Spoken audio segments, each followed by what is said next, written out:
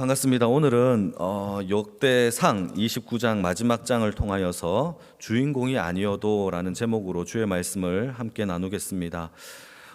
오늘 본문의 말씀은 다윗의 성전 건축을 앞둔 이스라엘 백성들 앞에서 다윗이 하나님께 감사 기도하는 장면입니다. 그러니까 29장 전체가 다 하나님께 감사하며 기도하는 내용이 바로 오늘 본문의 내용입니다. 그런데 다윗은 그 마음속에 하나님께 성전을 건축하고 싶었어요. 그 마음의 수건이었어요. 그래서 일찍이 하나님 앞에 헌신하여 자신이 모으는 모든 재산과 자신이 하는 모든 것에 하나님 앞에 성전 건축하기를 원했는데, 그러나 하나님께서 손에 피를 많이 흘렸던 이 다윗에게 성전 건축을 허락하지 않으셨어요. 그러니까 다윗은 평생의 수건이 성전 건축이었는데 정작 다윗은 벽돌 하나 얹지 못하고 그의 아들 솔로몬에게 모든 것을 넘겨야 했다라는 겁니다. 그래서 다윗은 평생에 자신이 모든 건축 재료를 모았고 자신의 전 재산을 하나님께 드리면서 하나님 앞에 성전 건축할 날만 기다렸던 것이죠. 그래서 백성들에게 하나님께 건축의 재료를 가지고 와라라고 명령을 했고 자원하는 마음으로 가져오는 것을 하나님 앞에 다 올려드렸습니다. 그게 바로 오늘 본문인데요. 그러나 다윗은 성전 건축을 하지 못했어요. 그런데도 오늘 본문에 다윗은 감사하며 기도하고 있는 것이 오늘의 본문이에요.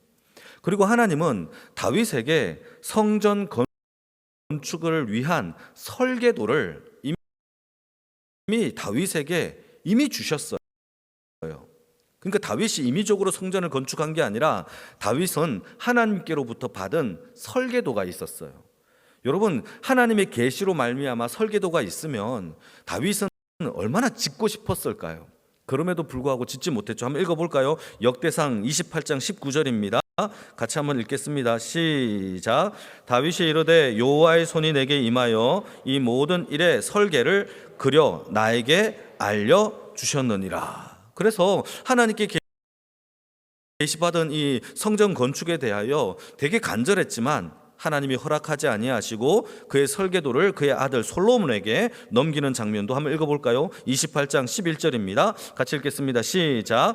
다윗이 성전의 복도와 그 집들과 그 곡간과 다락과 골방과 속죄소의 설계도를 그의 아들 솔로몬에게 주어서 일임을 하였던 겁니다. 여러분, 참 이상하죠. 건축의 마음은, 설계도는 다 다윗이 받아놓고 정작 주인공이 되지 못했어요. 벽돌 하나도 못 얹어놓고 하나님께 건축의 현장도 가지 못하고 그저 재료만 모아놓고 하나님께 감사의 기도를 드리고 있는 모습이 다윗의 모습이에요. 어째 보면은 다윗은 감사할 게 별로 없어요. 지금 정작 원했던 것을 하나도 못했고 주인공도 못됐고 엑스트라로 지금 전락되었죠. 그의 아들 솔로몬이 비록 짓지만 그러나 그의 마음속의 한켠에는 얼마나 하나님의 성전에 대해서 간절하게 원했을까요? 그럼에도 불구하고 다윗은 감사하는 마음으로 하나님께 기도를 드리고 있다는 사실이에요. 우리가 비록 주인공이 아닌다 할지라도 하나님께 감사할 수 있는 그러한 믿음의 은혜가 저와 여러분들의 삶 속에 있기를 축복합니다. 우리가 살다 보면 늘 주인공이 못 돼요. 어쩌다가 그 일에 대하여 주목받기는커녕 어쩌면은 빛도 없이 이름 없이 우리가 희생되어진다 한다 할지라도 여러분, 그 모든 일들이 하나님께 영광을 올려드렸으면 감사인 거죠. 그게 바로 다윗의 모습이었습니다. 그래서 오늘은 다윗의 모습을 통하여서 다윗은 어떠한 것을 통하여 감사를 했는지 한번 살펴보도록 하겠습니다. 첫 번째, 다윗은 자신이 비록 왕이었지만 자신이 왕이 아니라고 생각했어요. 그리고 누가 왕이냐? 하나님이 참된 왕이다라고 믿고 살았던 자가 다윗의 모습이었는데, 오늘 본문 11절 말씀을 같이 한번 읽어볼까요? 11절입니다. 시작. 여호와여 위대하심과 권능과 영광과 승리와 위엄이 다 주께 속하였사오니 천지에 있는 것이 다 주의 것이로소이다. 여호와여 주권도 주께 속하였사오니 주는 높으사 만물의 머리이심이니이다 라고 다윗은 고백해요. 온 세상의 천지가 다 누구의 것입니까? 하나님의 것이고, 실제로 다윗은 그러한 삶을 살았어요. 그게 그의 일생에 있어서 목표였고, 그가 하는 모든 전쟁, 그가 하는 모든 예배, 그가 하는 모든 삶의 내용들이 다 포커스가 하나님께 영광을 올려드리는 것으로만 다윗은 인생을 살았다라는 것이죠. 그러니까 자기가 주어진 그 위치의 왕 뿐만 아니라 목동에서 했을 때 목동의 삶 뿐만 아니라 도망자 신세의 삶도 다 하나님이 주관하신다라는 것을 다윗은 믿고 살았다라는 것입니다. 다윗은 어떤 위치에서 주인공이 되는 것이 중요한 게 아닌 것을 정확하게 알고 있었죠. 그러니 오늘 나의 삶 가운데서 하나님이 나와 함께 하시는 것이 다윗에게 있어서 그저 감사의 내용이었고 감사의 주체였다라는 사실을 저와 여러분들도 믿으시기를 축복합니다. 그게 바로 다윗의 신앙 고백인 겁니다. 그러니까 다윗이 방금 올려드렸던 11절의 고백은 나는 아무것도 아닙니다, 나는 왕이지만 나는 아무것도 아니에요 라고 하는 신앙의 고백이 뒷받침되어져 있었던 겁니다. 다윗은 여러분 우리가 생각하는 것보다도 얼마나 성전을 건축하고 싶었을까요? 그가 모았던 재산을 보게 되면은 오늘 본문의 29장에 보시게 되면 2절부터 5절 읽지는 않았지만 29장에 보게 되면은 그의 전 재산을 다 하나님께 드리는 장면이 나오는데 금 3,000달란트와 수는 7,000달란트와 각종 보석과 옥들과 채석들을 어마어마하게 모았대요. 그리고 그것을 하나님의 성전을 위하여 그렇게 열심히 헌신하고자 했던 겁니다. 그런데 다윗을 하나님이 막으셨다라는 거예요. 그러면 누구든지 다 절망하고 왜 나는 안 주지? 나는 아닌가 봐, 나는 실패했나 봐 라고 했을 텐데, 그럼에도 불구하고 다윗은 감사의 고백이 먼저 터져나왔다라는 사실을 저와 여러분들이 기억하기를 축복합니다. 그래서 우리가 2024년도를 우리가 섬기고 또 헌신과 봉사를 할 때에 우리 가정에서도 교회에서도 여러분 작은 모임이든 큰 모임이든 우리의 하나님이 우리의 왕이시라면 여러분 우리가 어떤 위치이든지 상관없이 섬기는 자리에 있든지 상관없이 하나님께 감사하며 섬기시는 주의 인생이 되어지기를 축복합니다. 맡기신 분도 하나님이시고 일을 이루시는 분도 하나님이세요. 그러니까 우리가 하나님께 그저 감사할 일밖에 없다라는 거죠. 우리가 생각했던 것보다도 더 큰 일을 이루셨다면 그것 또한 하나님께 감사할 일이고, 그것 또한 또 시험에 든다 할지라도 하나님께 감사함으로 이겨낼 수 있는 주의 인생의 삶이 되어지기를 축복합니다. 그래, 첫 번째, 여러분 어떤 일이든지 하나님께 주인공이든 주인공이 아니든 하나님께 감사의 기도를 할 수 있는 그러한 인생이 되어지기를 주님의 이름으로 축복합니다. 두 번째는요, 이스라엘의 참 왕이신 하나님을 주인으로 모신 삶은 늘 하나님께 간구할 수밖에 없다라는 거예요.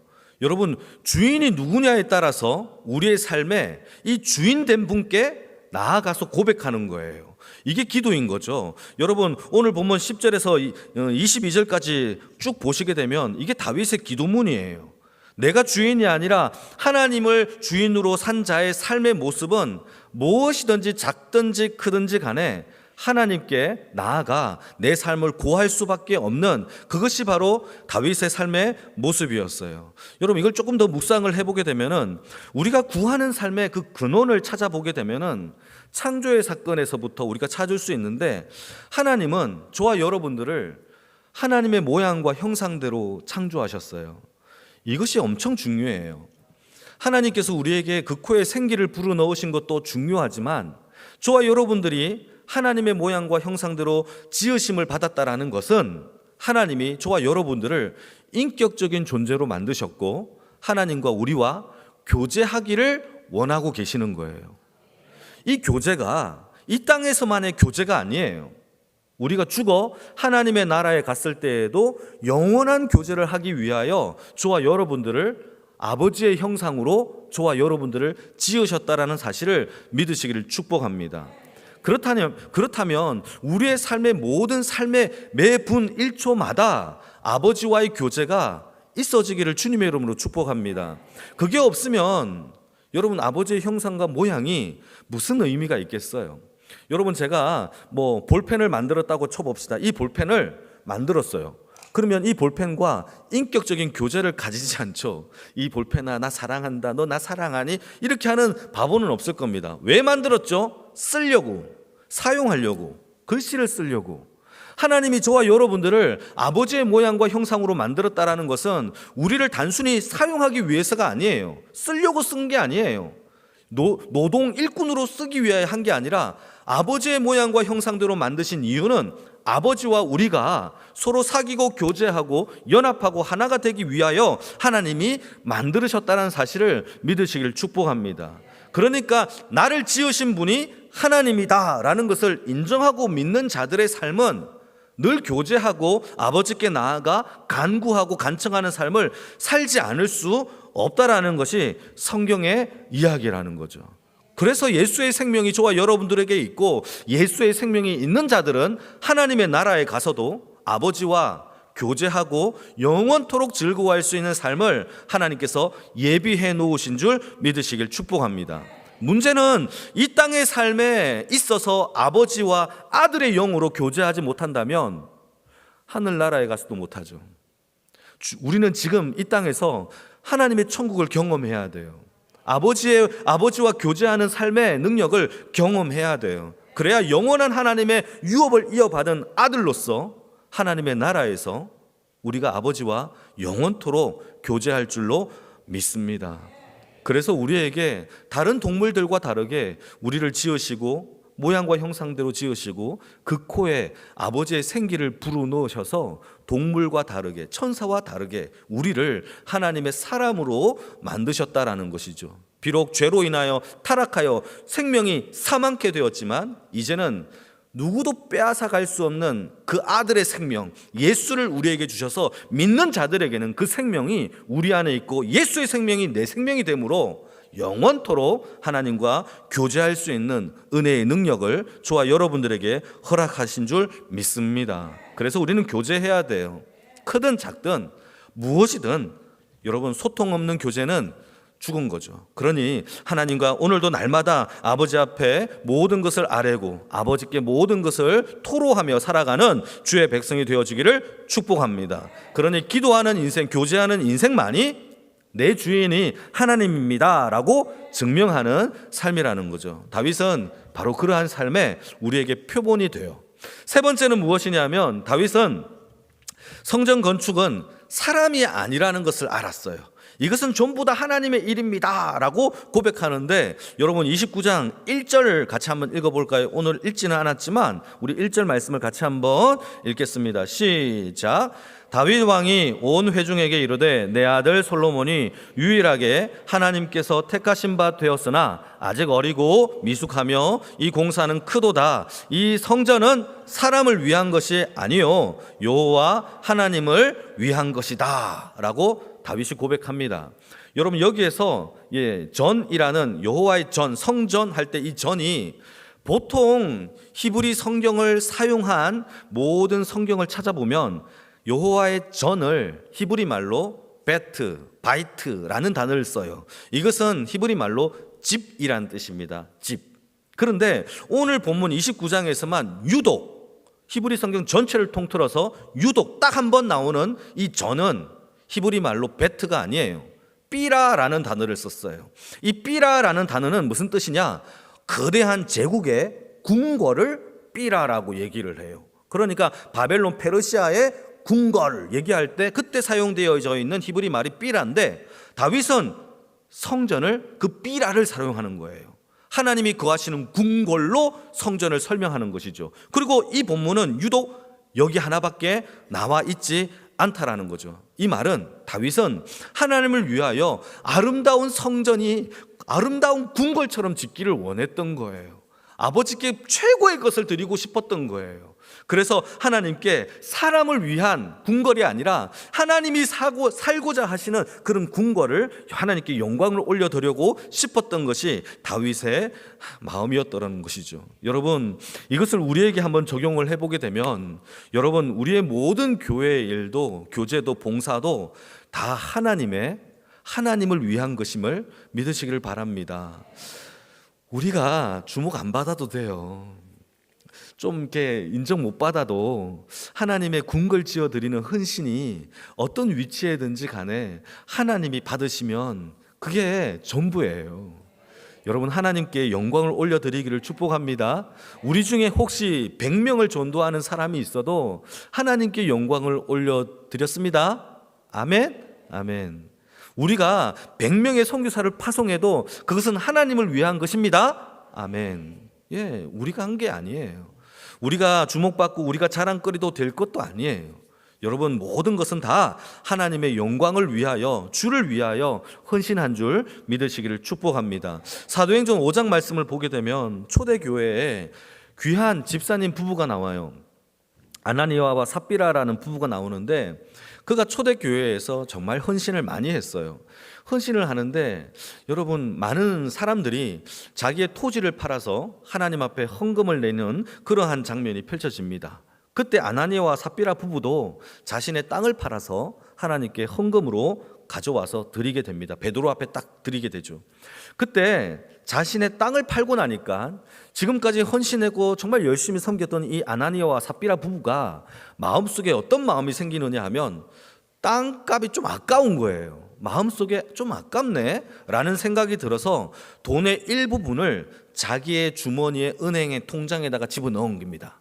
그리고는 베드로 앞에 나아가서 저도 이 초대교회를 위하여 땅 전부를 하나님께 바치겠습니다 라고 바친다는 것이죠.